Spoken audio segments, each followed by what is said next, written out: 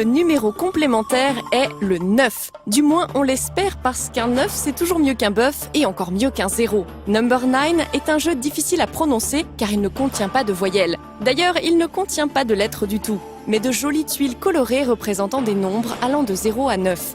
Number 9 est, comme son matériel le laisse supposer, un petit jeu abstrait dont le but est d'encastrer puis d'empiler des chiffres pour marquer le plus de points. Au début d'un tour, on tire une carte de la pioche. Celle-ci représente une tuile, nombre, que chaque joueur va devoir ajouter à sa propre structure. Les tuiles nombres posées au même étage doivent être adjacentes. Lorsque l'on pose une tuile à un étage supérieur, celle-ci doit reposer intégralement sur des tuiles de l'étage en dessous, c'est-à-dire que rien ne doit dépasser ni pendre dans le vide. De plus, une tuile doit être posée par-dessus 2 tuiles au minimum. Interdit de poser un 7 pile-poil par-dessus un autre 7, ce serait trop facile.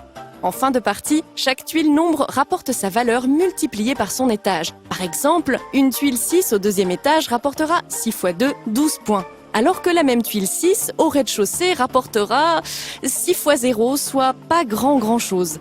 Tout l'art de Number 9 est donc de bien encastrer les nombres les uns dans les autres, de construire des étages contenant le moins de trous possible, tout en plaçant les gros nombres le plus haut possible.